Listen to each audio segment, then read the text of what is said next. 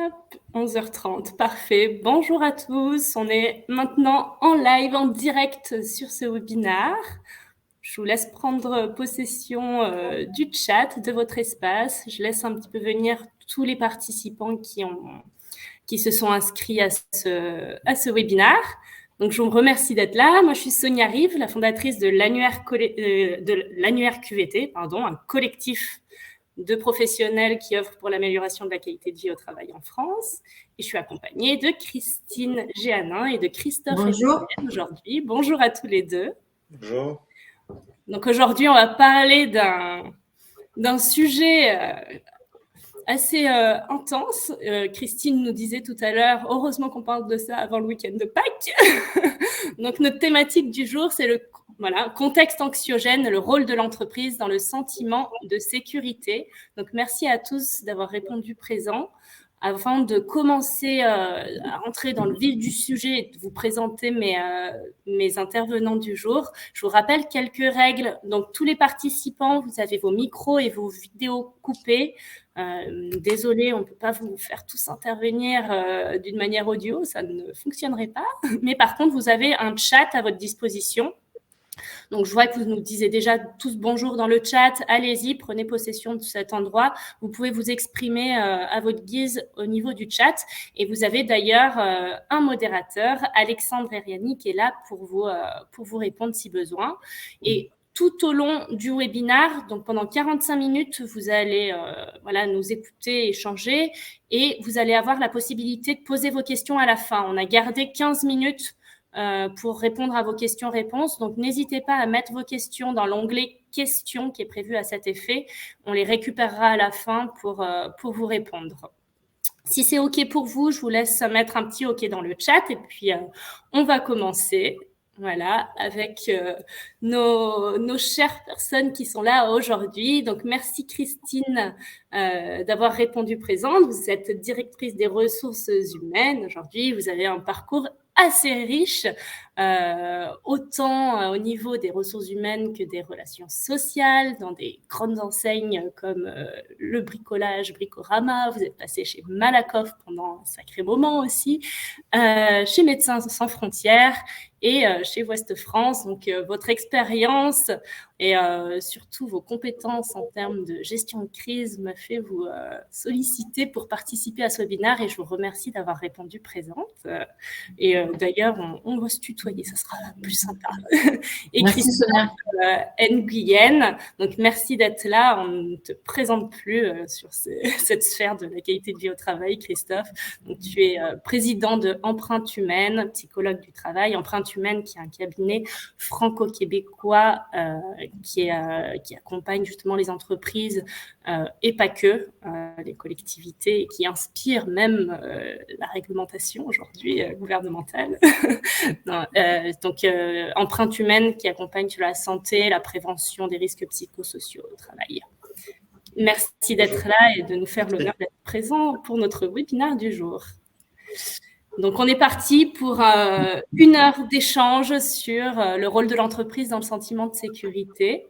Et sans plus attendre, on va définir un petit peu le sujet avec vous, chers intervenants. Et je vais m'adresser à Christophe pour justement lui demander vraiment de quoi on parle et en quoi l'entreprise a-t-elle un rôle à jouer dans le sentiment de sécurité. Oui. C'est vrai que c'est un sujet pertinent, cette question de la sécurité, qu'on peut voir effectivement historiquement comme étant la dimension d'avoir, on va dire, une certaine forme d'assurance que on aura un emploi toute sa vie, que effectivement on pourra être dans un environnement qui peut nous aider à ce niveau-là, d'un point de vue notamment financier, et que on organise, toute la société est organisée autour de cette notion de contrat de travail. et en particulier le CDI. Et on voit qu'aujourd'hui, à la sortie de cette crise et dans le contexte qu'on connaît, avec énormément d'incertitudes, de crises multiples, certains parlent de permacrise, on a également des nouvelles générations qui arrivent et qui ont d'autres attentes. Et on voit aussi un bouleversement global qui dépasse uniquement la frange des jeunes salariés, qui initie un nouveau rapport au travail dont énormément de termes anglo-saxons sortent aujourd'hui et qui témoignent finalement de ces nouvelles attentes, de ces nouvelles postures finalement vis-à-vis du travail, dans lequel pour nous il y a la question centrale, c'est effectivement la santé des personnes et notamment la santé mentale. Ce qu'on voit, c'est que le CDI ne répond pas finalement à ces nouvelles attentes. On voit qu'il y a de plus en plus d'auto-entrepreneurs, on voit qu'il y a de plus en plus de velléité de départ, et que les gens attendent moins cette sécurité d'un point de vue de longévité, j'ai envie de dire, dans une entreprise, que finalement un rapport peut-être plus court terme. Et je pense que c'est aussi un des leviers pour apporter la sécurité. Dans un contexte où on ne peut pas se projeter sur le long terme, il faut effectivement revenir sur le court terme et sur finalement l'expérience que font les gens dans leur travail au quotidien. Et donc sécuriser les personnes, là où l'entreprise a tout intérêt, ça passe aussi par tenir une certaine forme de promesse du travail en matière de développement, d'évolution, de bientraitance, de santé aussi, et d'avoir des repères solides au quotidien. Donc, ça passe forcément le court terme par la proximité et pas forcément par des grandes déclarations, j'ai envie de dire, ou une grande vision où on sera au chaud toute sa vie dans une entreprise à passer toute sa carrière. Ça, plus personne n'y croit. Et je pense que ça passe par créer un climat de sécurité psychologique dont de nombreux auteurs ont défini ce que c'était, qui est propice effectivement à un meilleur engagement, une meilleure santé et finalement une meilleure rétention des personnes dans l'entreprise. Et là, ça passe par un certain nombre de critères. Le droit à l'erreur, par exemple, le droit d'être authentique, la reconnaissance des personnes quand on voit aussi qu'il y a une revendication de particularismes sociaux. Finalement, mon identité, une femme, de telle orientation, mon handicap, le besoin d'inclusion, le besoin aussi d'appartenir à une entreprise socialement, écologiquement, humainement responsable, qui finalement crée ce sentiment de sécurité, de connexion, si vous voulez, entre les attentes des personnes, les nouvelles attentes des personnes et ce que offre finalement l'entreprise. Et selon toi, justement, est-ce que le contexte anxiogène actuel, on parle entre la pandémie, l'inflation, là, la réforme des retraites, est-ce que ce climat vraiment demande à l'entreprise d'être encore plus vigilant sur ce sentiment de sécurité? Oui, tout à fait. Alors, il y a le contexte socio-économique qui forcément est inflationniste, qui crée forcément des difficultés en termes de pouvoir d'achat, en termes de perspective, l'éco-anxiété, quand on voit, on sort aussi d'une crise, on est toujours dans une crise environnementale, et ça, effectivement, contribue à peser sur la santé des personnes, sur leur bien-être, et leur besoin aussi d'appartenir, et leur exigence, finalement, vis-à-vis des entreprises sur ces points. Et je pense que l'entreprise a tout à y gagner, même si parfois elle considère que c'est des facteurs exogènes, parce qu'elles disent j'y suis pour rien, moi. Mais on peut tous être acteurs, finalement, aussi, et responsables autour de cela. Mais je pense qu'il ne faut pas mentir et faire du greenwashing, du happy washing, du que sais-je, parce que je pense qu'il n'y a rien de pire que la crédibilité de la parole des dirigeants et de l'entreprise quand elle est effritée, parce qu'on vend des choses que les salariés ne vivent pas dans leur expérience au quotidien. Donc je pense qu'il y a un alignement à faire, une vraie réflexion, et d'amener ce sujet d'un point de vue stratégique pour apporter effectivement cette question de sécurité. C'est pas sécuriser pour sécuriser, parce que on peut vivre dans un environnement difficile économiquement et on a peur de l'emploi, on a peur pour l'emploi, on a peur pour l'avenir, et on peut pas agir sur ces facteurs exogènes. Par contre, on a des facteurs endogènes, des facteurs internes, d'un contexte interne, au-delà du contexte externe, sur lequel effectivement l'entreprise, je pense, a tout à gagner à agir. Merci. Et on voit d'ailleurs même l'OMS a appelé récemment les entreprises à agir vraiment sur ce sentiment de sécurité auprès de ses collaborateurs. On est complètement sur le S de RSE, sur le rôle, on va dire, sociétal de l'entreprise dans notre société. Oui, et tout à fait. Et c'est vrai que autant on voit que les entreprises prennent la parole sur la question environnementale, on insiste quand même beaucoup sur le E de RSE, Oui. et les entreprises conçoivent par exemple leur système technique, industriel en fonction de l'impact environnemental, c'est une exigence aujourd'hui. Par contre, d'un point de vue humain, c'est pas fait. Est-ce que effectivement on applique le même principe de pollueur-payeur qu'on applique dans l'environnement qu'on applique sur l'humain? Et je pense que ça, il y a des entreprises qui le font, mais je pense que ce n'est pas la majorité aujourd'hui, qui n'ont pas une vision autour de cette question du besoin des personnes, autour de la sécurité psychologique notamment. Merci Christophe pour cette belle introduction dans le sujet. Je vais laisser la parole à Christine parce que souvent, dans nos dernières discussions, elle nous expliquait qu'il y avait 4 dimensions sur lesquelles elle expliquait justement comment l'entreprise pouvait apporter ce sentiment de sécurité. Christine, du coup, quelles sont ces fameuses 4 dimensions Oui, bonjour à tous. Donc, déjà par rapport au sentiment de sécurité, c'est vrai que là, tu le rappelais, Sonia, le but, c'est de parler de ce contexte anxiogène qui a plusieurs facettes. Et c'est vrai qu'on voit que les salariés ne réagissent pas de la même façon. Et dans le sentiment de sécurité, nous, ce qu'on regarde, c'est le sentiment de sécurité psychologique et puis matériel aussi. Ça rejoint ce que tu disais, Christophe, tout de suite. Il y a les 2 facettes. Donc, c'est vrai que le sentiment de sécurité, il est très personnel et pour moi, il a 2 facettes. Il est psychologique et matériel. Et quant au rôle que nous pouvons jouer, nous, dans l'entreprise, à quelque niveau que ce soit, je pense qu'effectivement, on a un rôle à jouer. Et je ne pense pas, par contre, que c'est un sentiment partagé par l'ensemble des directions des ressources humaines ou par l'ensemble des entreprises. Mais moi, pour ma part, je pense que l'entreprise peut effectivement aujourd'hui jouer un rôle face à ce sentiment de sécurité. Et ce que tu disais, Sonia, c'est que il y a pour moi plusieurs façons d'agir pour définir un petit peu notre sujet.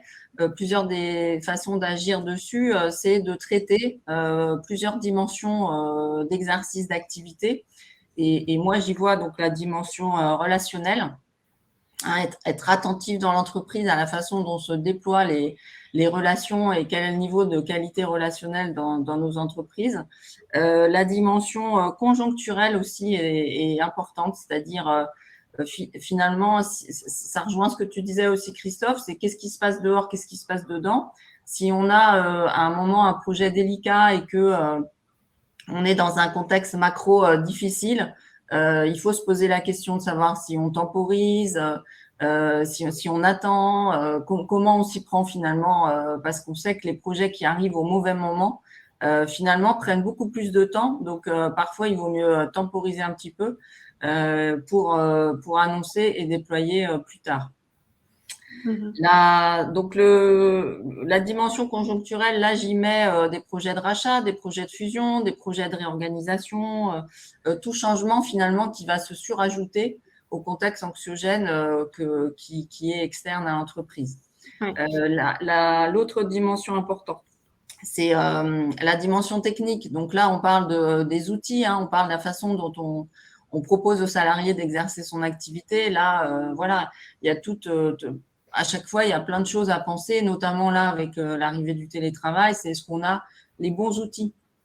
Si on massifie le télétravail dans l'entreprise et que nos salariés sont entre guillemets en galère pour trouver une salle de visio, pour se connecter facilement, etc., on crée des sentiments de malaise ou d'exclusion en fait. Donc là, je pense que cette dimension outil, elle est aussi importante, dimension technique.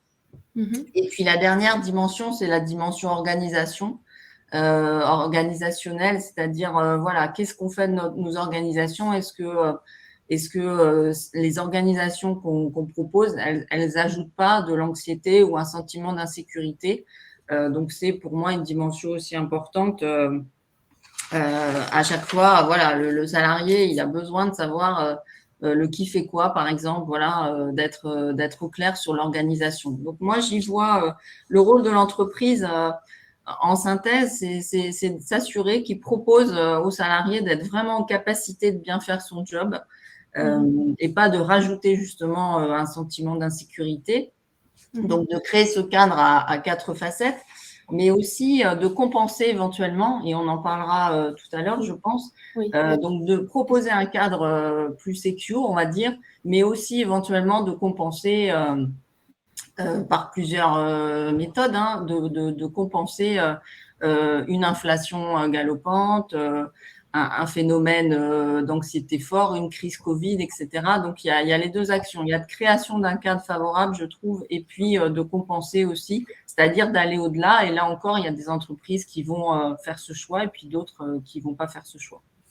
Oui, d'accord. Merci, Christine. Et justement, ces 4 facettes, on va dire, que l'entreprise se doit de maintenir en alerte dans un… En fait, c'est dans le contexte général, mais donc elles doivent enfin, vous encouragez les entreprises, ou en tout cas c'est ce que vous faites, de s'intéresser encore plus à ces 4 facettes dans un contexte anxiogène. Est-ce qu'on doit renforcer justement cette attention-là sur ces 4 facettes quand on est dans un climat anxiogène, ou c'est du général pour tout le temps, je dirais? Si on sent justement que ce sentiment de sécurité dont on parlait, il est à un niveau, et puis on va en parler avec les outils, mais qu'on a effectivement, ça tangue un peu, hein, et que les salariés ne sont pas forcément en confort, et qu'on sent que ce contexte anxiogène, justement, il a un impact, hein, dans l'entreprise. Je pense que oui, il faut être vigilant pour justement passer le cap et le faire ensemble, et utiliser plusieurs leviers pour passer ensemble, entre guillemets, le moment difficile. Les tempêtes. Les tempêtes, voilà. C'est ça. Sur ça, Sonia, si je peux me permettre, je pense que c'est comme tout, hein, c'est pas en période de crise que finalement on doit penser à ce genre de choses, hein, c'est avant. Et c'est quelque chose qui s'entretient parce que c'est au moment où nos repères, nos certitudes, l'anxiété augmente que finalement c'est le stress test, quoi. Donc c'est hein, qu'il faut y penser. Et sur les dimensions qui me paraissent vraiment nécessaires, c'est si par exemple vous avez un manque de confiance vis-à-vis de vos dirigeants, si vous avez un manque de confiance vis-à-vis de comment les gens sont traités dans la boîte, le jour où il y a une crise, bah, ça va en rajouter. Hein. Alors que si vous avez des certitudes que par les valeurs finalement qui sont ancrées dans l'entreprise et dans ce que vous vivez au quotidien, de la confiance que vous avez envers votre management et dans les façons dont les personnes sont traitées dans la boîte, le jour où il y a une crise, même une crise difficile, vous aurez ces certitudes finalement qui seraient d'une certaine façon rassurantes.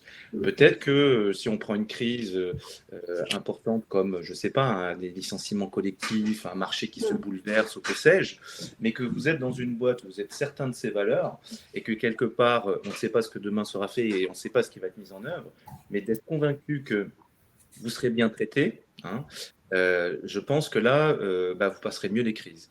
Et on a vu pendant la crise sanitaire, l'entreprise se jeter sur il faut faire des choses pour nos salariés, mais qui finalement, même d'un point de vue international, les entreprises qui avaient mis en place des choses avant s'en sont mieux sorties, ou des pays qui ont vécu les mêmes types de crises s'en sortent mieux. Et il y a eu moins de dégâts humains, j'ai envie de dire, d'un point de vue psychologique, chez ces entreprises qui avaient anticipé. Et c'est effectivement ça aussi qui est important comme approche, c'est que c'est quand il n'y a pas de problème qu'il faut agir. C'est quand finalement on est sur quelque chose où on se dit que tout va bien, qu'on peut améliorer et qu'on peut proposer des choses. C'est pas mettre des choses quand ça va mal, parce qu'effectivement, c'est déjà un peu tard. Hein. Donc c'est dans l'anticipation. Et donc pour ça, c'est comment apporter une confiance et des garanties, d'une certaine façon, avec qu'on va être bien traité. Et quand on voit qu'effectivement, je rejoins ce que disait Christine, les gens considèrent parfois qu'il y a un éloignement entre ce que je fais et les décisions qui sont prises ici ou là, et qu'on ne prend pas en compte finalement, on entend énormément ça, l'expérience de ce que j'ai, et que je suis éloigné parce que de plus en plus du cœur de mon métier, parce que j'ai des process, des réunions inutiles, des reportings que je ne comprends pas, et que finalement je n'aime pas, et que je suis éloigné au quotidien, voire empêché. Ça donne au sentiment des personnes un peu de déconnexion par rapport finalement, et d'effritement de la confiance aussi vis-à-vis de l'entreprise. Et je pense que c'est important de recréer ce dialogue et de réhumaniser. On l'entend énormément, surtout avec ces nouvelles organisations, le télétravail, etc., qui ont plein de bénéfices, mais c'est cette dimension de proximité, de lien et de qualité de lien, et ça je rejoins avec Christine, que effectivement, il y a du soutien, il y a du respect, il y a de l'authenticité, il y a du droit à l'erreur, il y a de l'écoute, de la reconnaissance, un environnement sain finalement, qui me garantit que dans tous les cas, finalement, il y a une certaine forme de sécurité relationnelle, humaine, à défaut qu'elle soit financière, à défaut qu'elle soit environnementale. Mais ça, c'est des points d'appui sur lesquels on voit qu'aussi, quand il y a eu post-crise sanitaire, des entreprises qui ont remis du dialogue, alors en profitant de la mise en place du télétravail, en profitant du retour dans les locaux, finalement pour revisiter aussi le pourquoi on est là aujourd'hui. Elles ont bien compris que finalement, il y a eu un bouleversement aussi des repères des gens vis-à-vis de leur travail et dans un monde aussi qui était de plus en plus complexe, d'avoir ce temps de revenir aux fondamentaux. C'est-à-dire, si on n'a plus de certitude sur l'environnement, il faut en avoir, il faut revenir sur nos certitudes aussi personnelles, individuelles, quelle est la mission et collective, quelle est finalement notre mission tous ensemble, pourquoi on fait ce travail-là aussi. Et recréer des collectifs autour finalement de ce contrat un peu qu'on a avec son employeur, avec ce qu'on a à faire, avec le sens. On entend beaucoup les gens, 7 sur 10, 7 salariés sur 10 disent qu'ils cherchent plus de sens dans leur travail. Et je crois que si on n'a pas ces dialogues finalement avec les salariés et qu'on n'institue pas aussi cela et qu'on s'assure qu'il y ait cette déconnexion, c'est là où finalement on majore les problématiques de manque de sécurité. Oui, c'est ça, c'est la création d'un cadre de confiance, un cadre rassurant pour que les... Humain, c'est-à-dire, je pense que c'est vraiment ça, c'est que ça ne se fait pas autrement que par le dialogue, par la proximité, par la relation finalement, par l'attention à l'autre et par l'écoute des besoins. Et ça, je pense que c'est nécessaire, effectivement, de faire remonter aussi le besoin qu'ont les gens, effectivement, de bien faire leur boulot. Mais ça veut dire quoi? Ça veut dire que c'est peut-être pas, ils préfèrent effectivement mieux s'occuper du client que effectivement vendre des choses qui finalement sont pas forcément adaptées à un besoin ou qu'ils estiment ne pas être adaptées à un besoin. Ça ne veut pas dire qu'il faut qu'ils reprennent le leadership et que c'est le renversement finalement du pouvoir. Je ne dis pas qu'il faut forcément faire la révolution le grand soir dans les entreprises, ça c'est pas mon sujet, mais c'est plutôt effectivement, je pense qu'il y a un compromis à faire entre les attentes et les nouvelles attentes qui bougent des salariés et les exigences qu'on leur demande au quotidien du travail. Si ce décalage-là, ça crée effectivement cette insécurité parce qu'on se dit qu'on n'est pas écouté, on n'est pas compris, ou que c'est dommage finalement qu'on travaille de cette façon parce qu'on pourrait faire mieux. Et ça, je pense qu'il y a une vraie aujourd'hui demande sociale des salariés à travailler mieux que ce qu'ils font aujourd'hui. Et ce que j'entends là, donc voilà, c'est poser ce cadre, cette relation de confiance. Tu parles de dialogue, d'écoute, etc. Est-ce que l'inscription n'est pas aussi quelque chose, l'inscrire, rédiger des chartes, ça c'est des outils qui nous permettent de bien inscrire. Souvent, moi je dis les paroles s'envolent, les écrits restent. Est-ce que c'est pas des techniques justement pour poser le cadre quand tu parles de mission, de valeur? Voilà, l'entreprise doit vraiment, et les RH notamment, le rappeler, les managers, rappeler ce cadre-là qui est inscrit. Bien sûr, c'est-à-dire que le formalisme est important, effectivement, mais c'est qu'un outil, c'est pas une finalité. C'est un outil. Voilà. Et surtout, si on la pond d'un COMEX N+18 qui dit voilà, c'est comme ça le sens, ça marche pas. C'est vraiment, je pense, basé, il faut que ce soit bottom-up, comme on dit, il faut que ce soit co-construit. Et ça, les salariés le demandent, effectivement. C'est qu'on soit proche de ce qu'ils font. Et qu'on soit, surtout dans nos organisations, parfois, avec des centres de décision très éloignés, internationaux, avec des cultures différentes parfois, où on n'a pas accès, finalement. Il y a un vrai besoin de proximité autour de ça. Après, c'est l'échelle. Moi, je crois que la bonne échelle, c'est à l'échelle d'une équipe.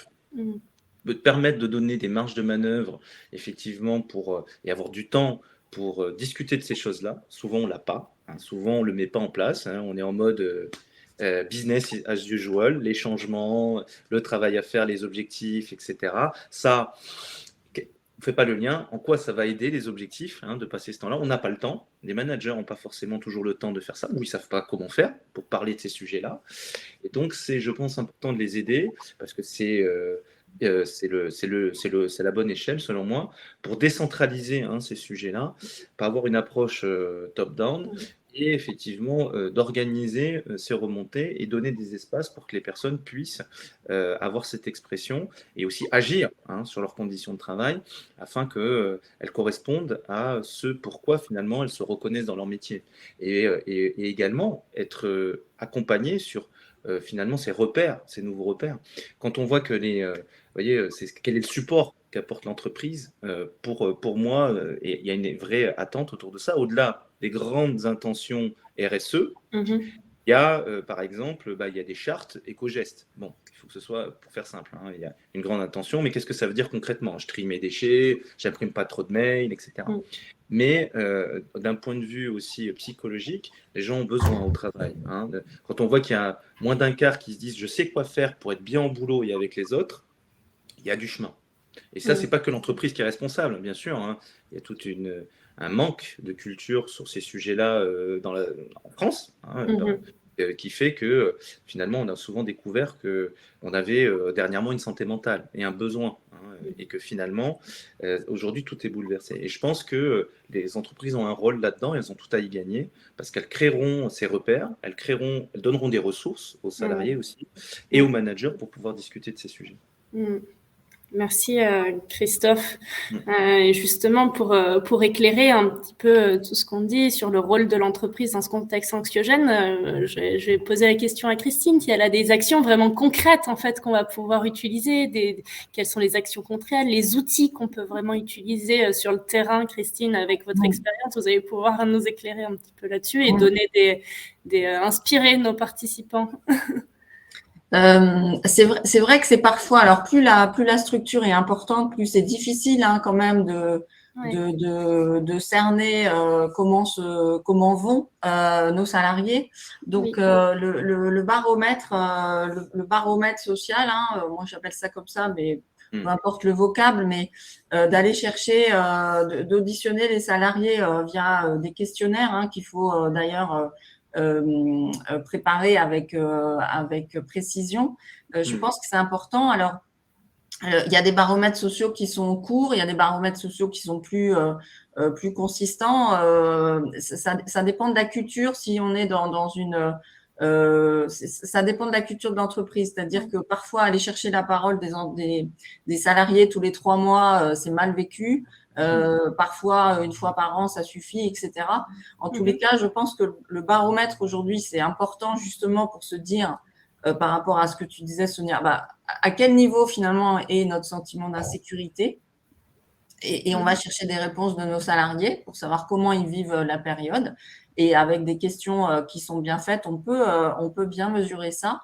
L'avantage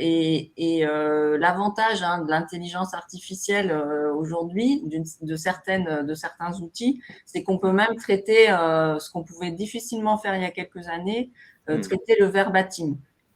Donc, de laisser l'expression aux salariés pour s'exprimer, des champs libres. Et derrière, avec ces expressions-là, on sait mieux bâtir des plans d'action pour se dire, voilà comment on peut faire pour améliorer ce sentiment de sécurité chez les salariés. Donc ça, c'est un premier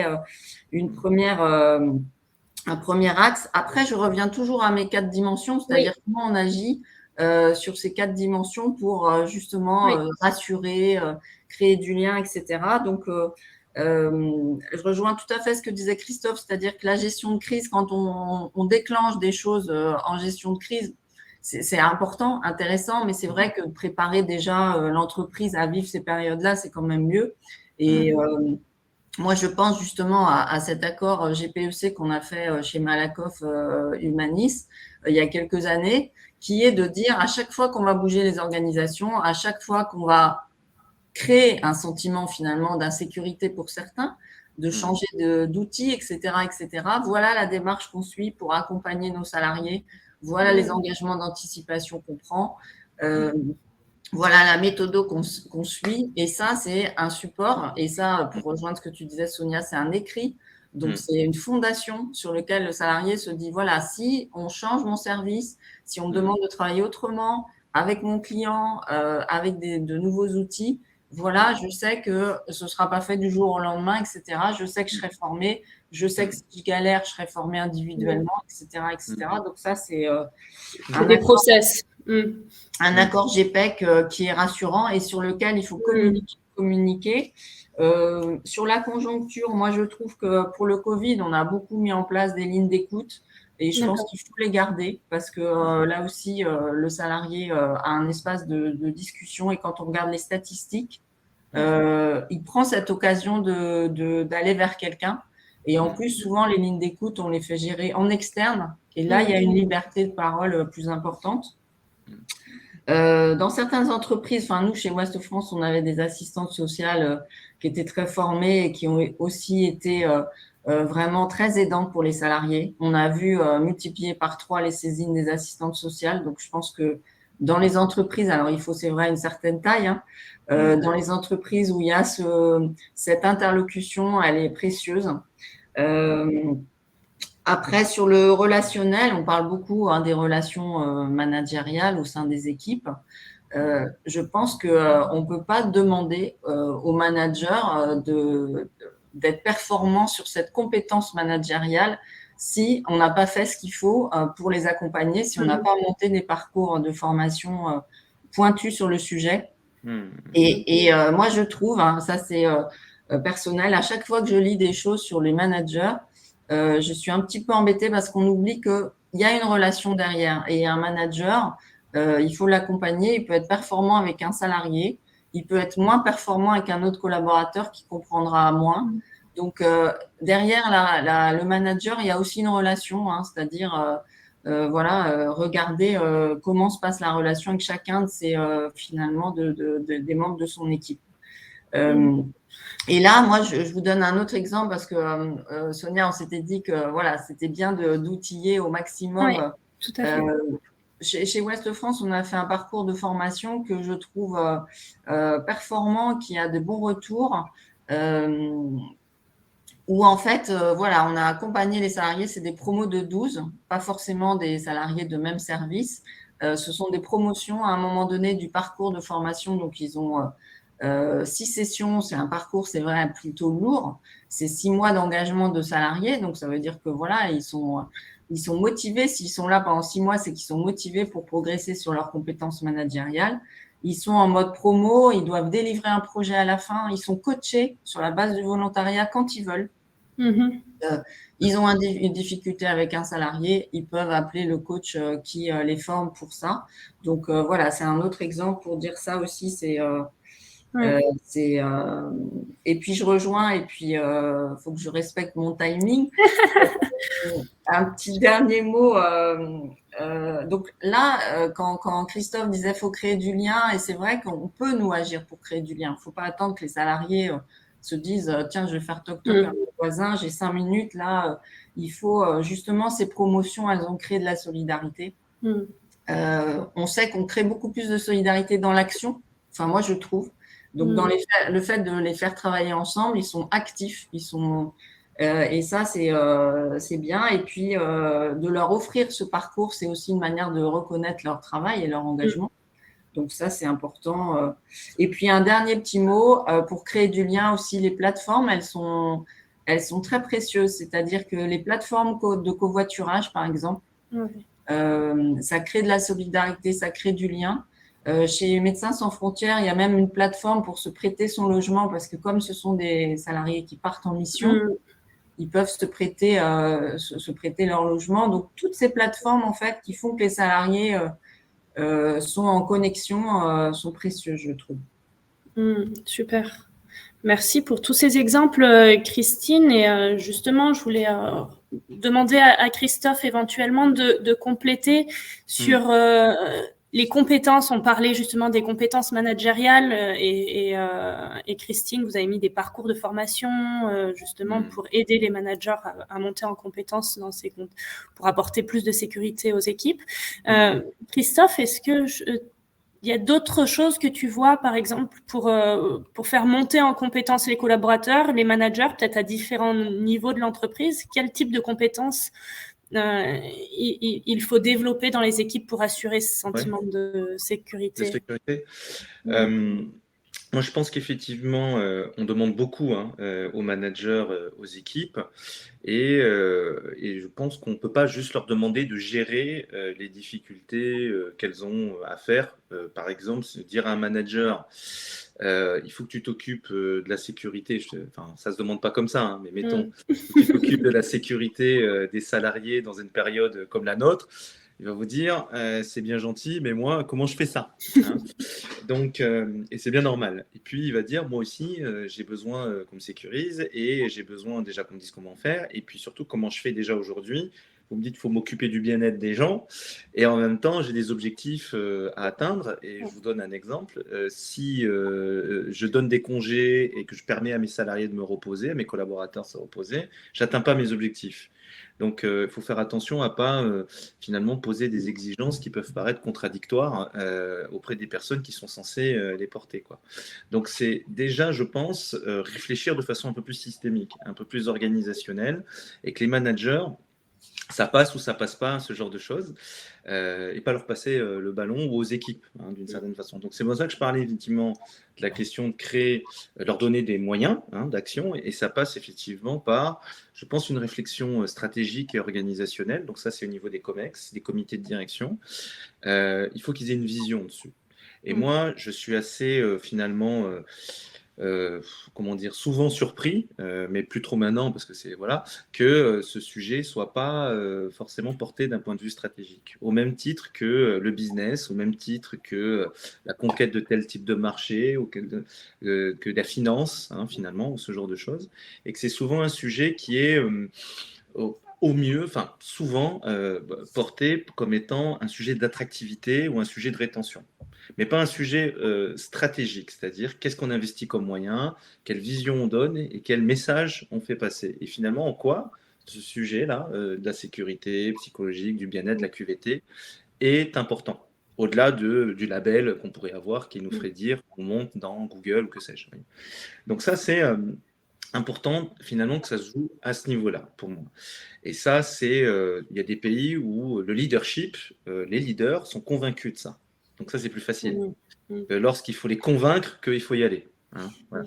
Et ils ont une vision managériale, stratégique du sujet. Et nous, en France, il y a eu des périodes où maintenant ça avance. Il y a beaucoup de choses qui avancent. Mais effectivement, on voit encore qu'il faut convaincre. Bon. Ça, c'est une première chose. En quoi on est convaincu que les gens, quand ils sont fiers et qu'ils ont du sens dans leur boulot, finalement, et qu'ils sont en sécurité, c'est bon pour notre business. En quoi on est convaincu? Bon, voilà. Et quel discours l'entreprise a dessus. Donc après, c'est des priorités qu'on donne à nos managers. Et donc les managers, c'est celui qui est confronté à ce paradoxe entre on me demande de faire de la performance et on me demande de m'occuper des gens, j'y arrive pas, et bien on le résout parce qu'on sait que la performance va de pair avec le bien-être des personnes. Donc on va maximiser ce point-là. Et si le bien-être d'une personne peut être atteinte pour différentes raisons, par un contexte difficile, par que sais-je, eh bien c'est ça aussi qu'on va prioriser parce que c'est un soutien à la performance, voilà. Et que c'est pas une compensation. C'est pas la performance qui doit créer un moindre bien-être et donc du coup compenser. Tu vois, si on est dans cette logique-là, on sera toujours dans la réparation. On sera jamais dans une logique j'ai envie de dire, de vraie performance durable, quoi. J'ai envie de dire. Voilà. Ensuite, c'est le fait que on parle de ce sujet, et on en a parlé un petit peu là, avant. Alors, de ce sujet, pas que de la sécurité, comment je vais te sécuriser, que tu as besoin pour être sécurisé, plus largement, les déterminants de cette sécurité et de ce bien-être. Et ces déterminants, on les connaît, on en a cité plein. Et donc ça, c'est comprendre de quoi ont besoin les gens.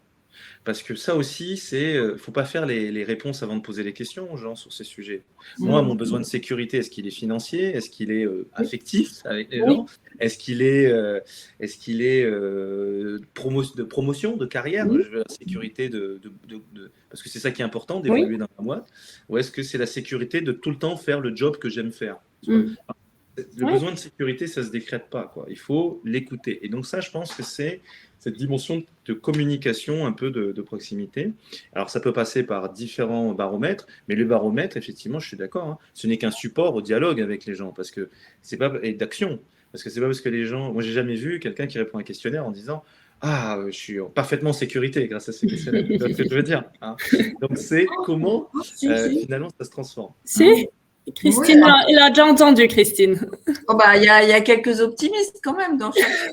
Oui, voilà, non, mais je veux dire, bien sûr, mais c'est qu'un support pour, et tant mieux, Oui, heureusement qu'il y en a, hein, un support à c'est passer qu'un à outil. l'action. C'est un Voilà, outil parmi c'est qu'un d'autres.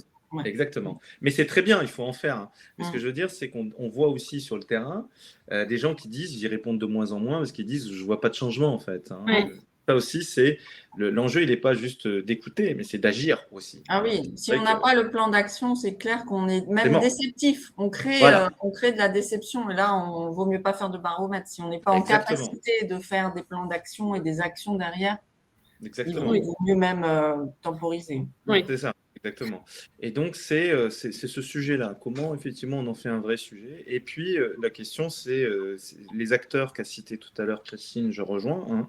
Tout le monde peut être acteur, tout le monde doit l'être. L'individu, le management, le collectif, les équipes, les services de santé, les assistantes sociales, les ressources qui peuvent être à disposition, des psychologues, des conseillers, des consultants.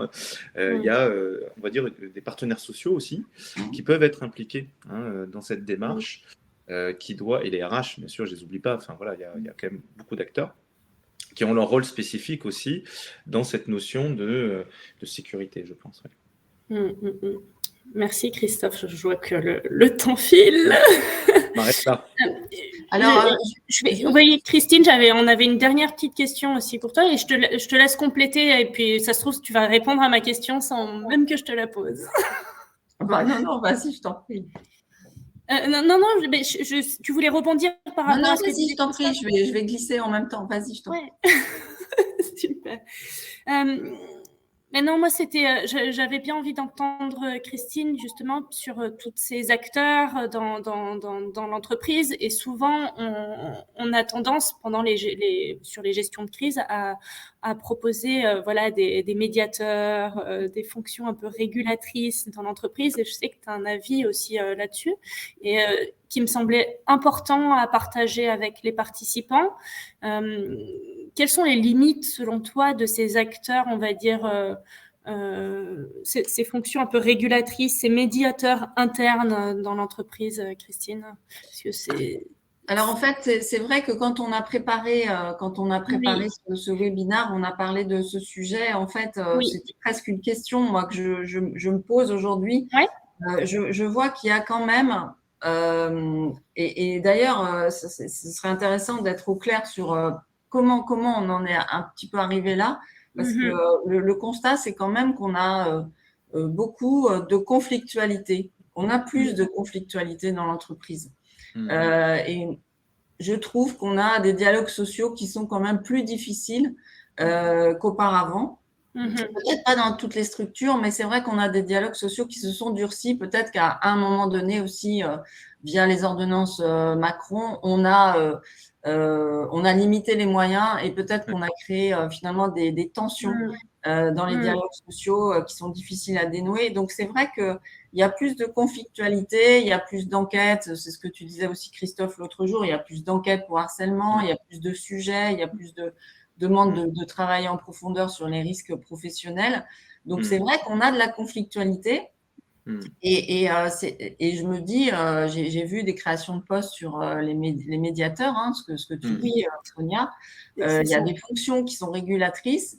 Et je me dis peut-être que ce serait une bonne idée d'avoir des médiateurs internes, c'est-à-dire voilà, des personnes qu'on va solliciter quand ça bloque, qui seraient évidemment formées.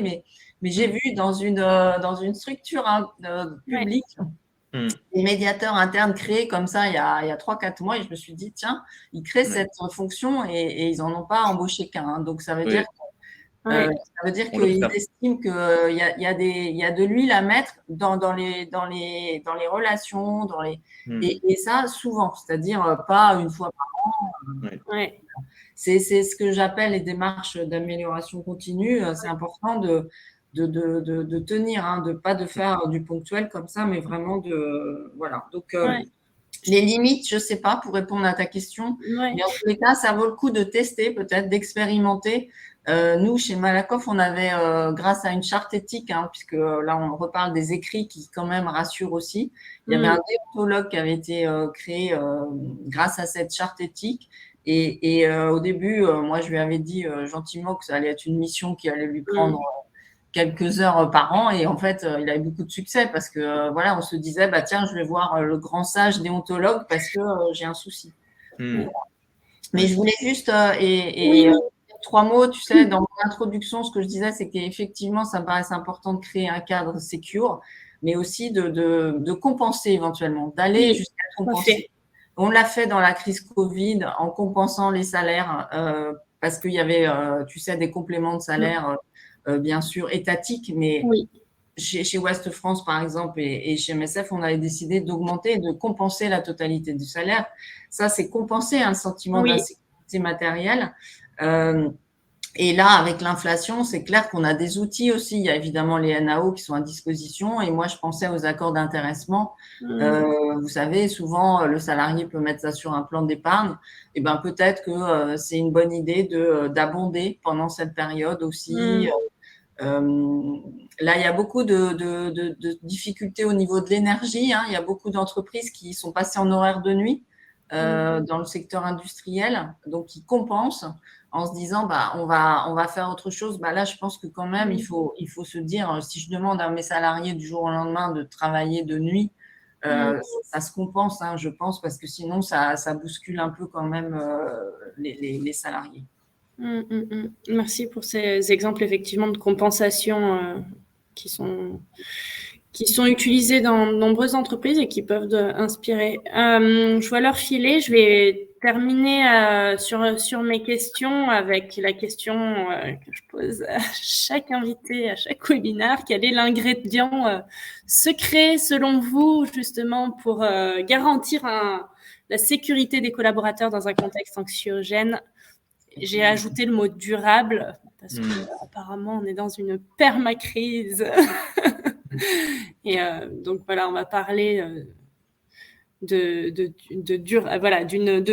ingrédient secret durable qu'on peut utiliser. Lequel retenez-vous? On en a entendu plusieurs. Christine? Christophe, la Oui. communication. Moi, je La pense communication. je pense que la communication, elle est clé et voilà, sous toutes ses formes. Il y a des statistiques là aussi, il y a des études, hein. Je disais l'autre jour que par exemple les newsletters ont beaucoup moins de succès que les mails, hein, pour aussi communiquer quand on veut communiquer par écrit. Elles sont moins lues que des mails ponctuels. Après, la communication orale, moi, je pense que c'est très important. Mais ça, c'est un de mes... je suis vraiment à défendre la communication orale, je veux dire même physique, présentielle. Je pense que c'est important d'avoir les personnes en face, de communiquer énormément avec les salariés. Et le virtuel, c'est bien, mais voilà, je pense que la communication, on peut être très rassurant.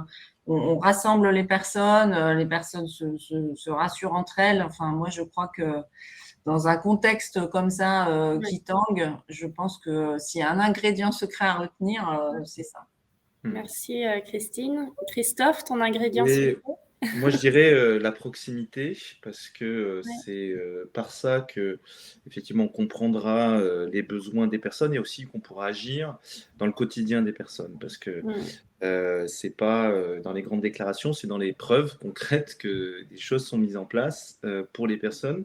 Et je crois qu'on parlait des managers, leur rôle est essentiel, encore faut-il qu'ils puissent le faire, hein, mais être accompagnés là-dedans. Mais on sait qu'il y a un certain nombre aussi d'ingrédients managériaux qui sont favorables, hein, à ce bon équilibre. C'est par exemple savoir gérer les conflits. On en parlait tout à l'heure, c'est-à-dire, oui, le manager, s'il prend parti pour un tel ou un tel, pour un conflit entre les personnes, et encore, faut-il savoir pourquoi ils sont en conflit et quel est leur rôle, les limites là-dedans. C'est savoir réagir rapidement. Vous avez un collaborateur qui dit, chef, j'aimerais bien avoir un avis. Si vous répond une semaine après, c'est pas possible. Alors, il a peut-être des raisons de le faire, mais ça va apporter de l'insécurité. C'est effectivement connaître les personnes. Mon manager, est-ce que j'ai la certitude qu'il me connaît? Est-ce qu'il sait ce dont j'ai besoin, mes sources de motivation, est-ce que je veux faire? Et là, parfois, le bas blesse. La plupart du temps, il le sait, les managers sont présents, surtout avec la crise sanitaire, on est allé très loin dans la connaissance des personnes, on va dire souvent. Mais est-ce qu'il adapte aussi les choses? Est-ce qu'il me connaît? Est-ce qu'il me reconnaît? Parce que moi, j'ai 2 enfants, j'ai une personne malade à la maison. Est-ce qu'il le prend en compte par rapport à mon rapport avec l'équipe et l'entreprise? Est-ce qu'il ne va valoriser que les personnes ultra performantes et pas tout le monde, d'une certaine façon. C'est un collectif. Voilà. Est-ce qu'il va accompagner les changements?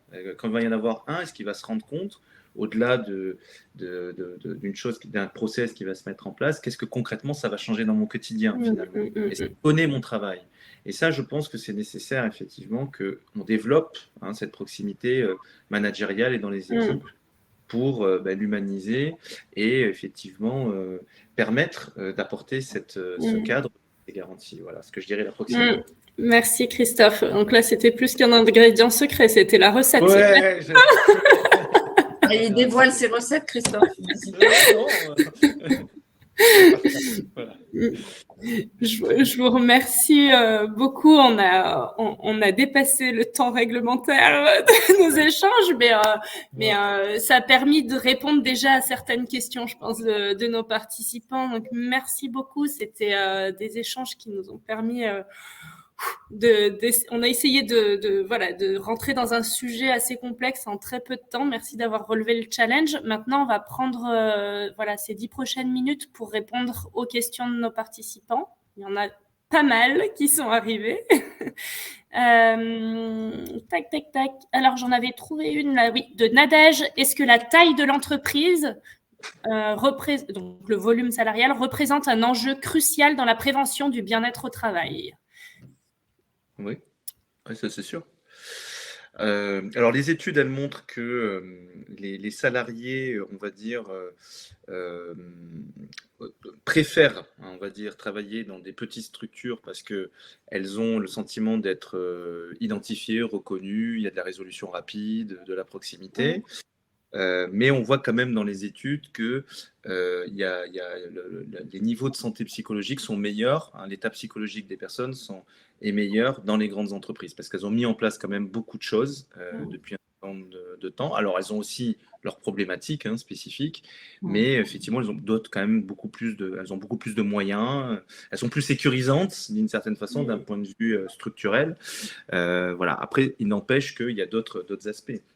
Travailler dans une petite entreprise, voilà, on voit qu'il y a beaucoup de choses à faire aussi dans les PME, etc. Ouais, complètement.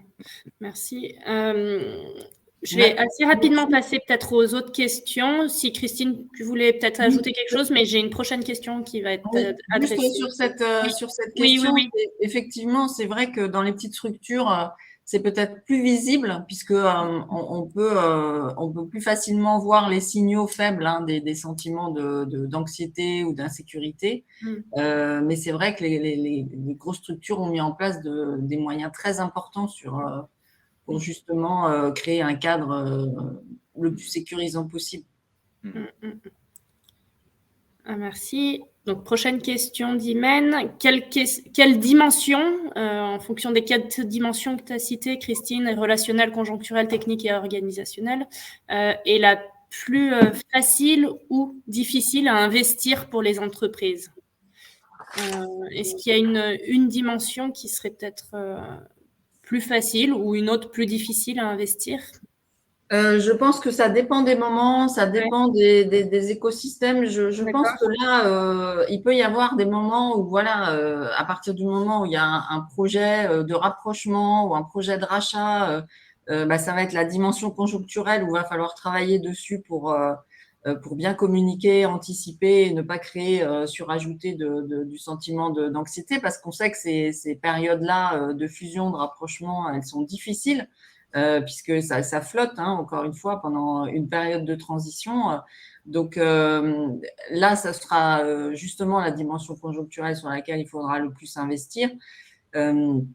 On a vu globalement, si on prend les études des risques professionnels, il y a quelques années, on avait des études surtout dans les environnements industriels, hein, dans les environnements industriels, les personnels sont très très éduqués sur la partie santé au travail, hein, ça fait partie de leur formation. On a vu arriver des risques psychosociaux, on les appelle comme ça, mais des risques psychosociaux il y a quelques années sur les environnements de service.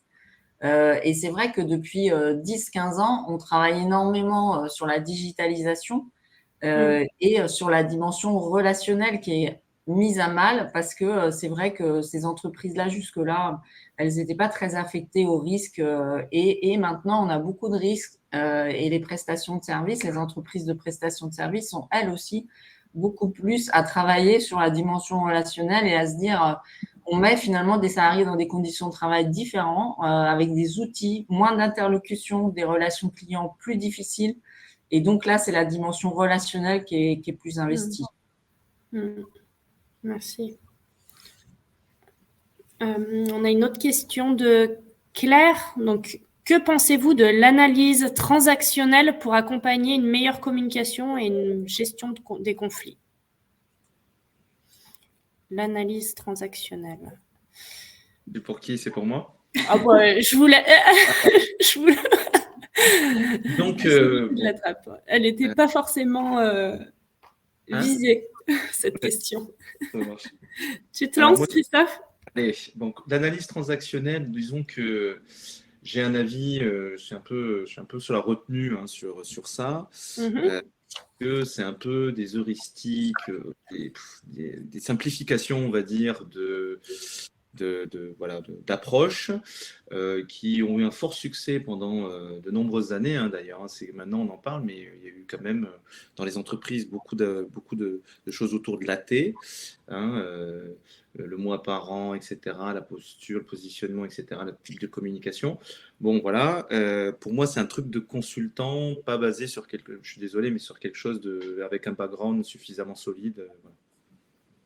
Donc, ça peut aider, mais je trouve que je préfère. On parle de santé des gens, de santé mentale, de bien-être. Je pense qu'il faut avoir une approche scientifique et sérieuse.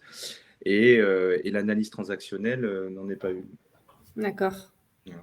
Christine, ah oui Moi, je ne l'ai pas expérimenté à proprement parler, l'analyse transactionnelle dans les structures où je suis passée. D'accord. Donc, je ne vais pas avoir un avis très éclairé sur ce sujet précis.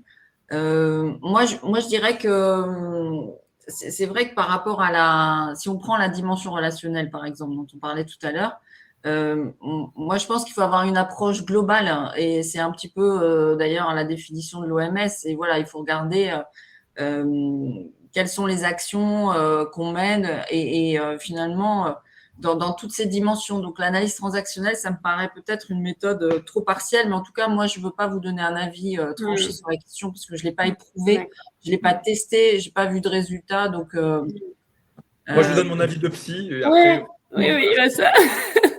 Et moi, je m'abstiens parce que, comme on s'est dit que voilà, je voulais vous livrer des choses concrètes, éprouvées, et voilà, en quelles je crois, là, je passe mon tour. Oui, très bien.